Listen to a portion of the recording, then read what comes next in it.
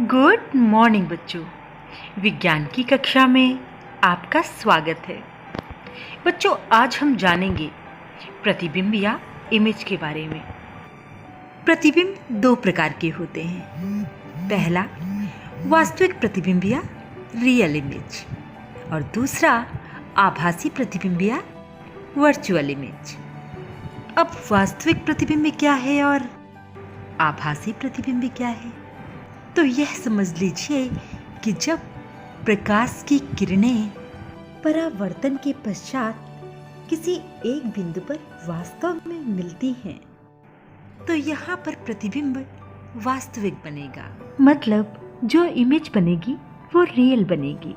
लेकिन परावर्तन के पश्चात जब किरणें किसी एक बिंदु पर ना मिल रही हो, बल्कि दर्पण के पीछे मिलती हुई प्रतीत हो रही हो, तब यहाँ पर वर्चुअल इमेज बनता है। बच्चों, आभासी प्रतिबिंब सदैव ही दर्पण के पीछे बनता है, और यही कारण है कि इसे पर्दे या स्क्रीन पर नहीं लिया जा सकता। चलिए इसे विस्तार से समझते हैं।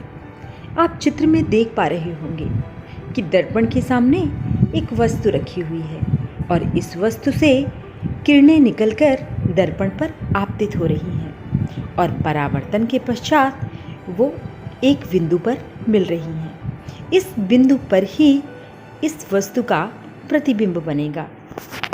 बच्चों, वास्तविक प्रतिबिंब या रियल इमेज सदैव ही दर्पण के सामने बनता है, और यह हमेशा उल्टा होता है। बच्चों, अब दूसरी स्थिति में देखिए। दर्पण के सामने एक वस्तु रखी है, और इस वस्तु से कुछ किरणें दर्पण की ओर आपतित हो रही हैं, और दर्पण से टकराने के बाद वह परावर्तित हो रही हैं। लेकिन परावर्तन के पश्चात ये किरणें आपस में मिल नहीं रही। तब ऐसी स्थिति में हम क्या करेंगे? ऐसी स्थिति में हम परावर्तित किरणों की विपरीत दिशा में काल्पनिक रेखाएं खींचते हैं।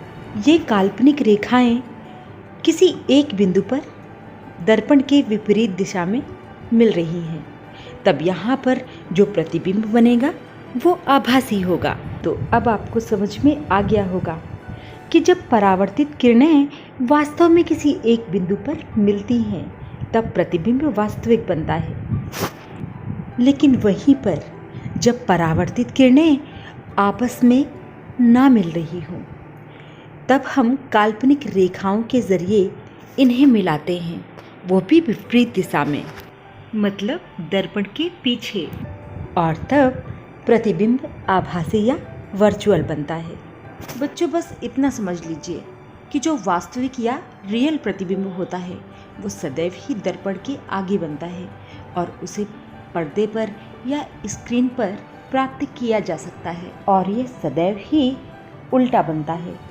लेकिन वहीं पर आभासी प्रतिबिंब सदैव ही सीधा बनता है, लेकिन उसे पर्दे पर प्राप्त नहीं किया जा सकता, क्योंकि वो दर्पण के पीछे बनता है। अब मिलते हैं अगली कक्षा में। तब तक स्वस्थ रहिए, सुरक्षित रहिए, पढ़ते रहिए। जय हिंद, जय भारत।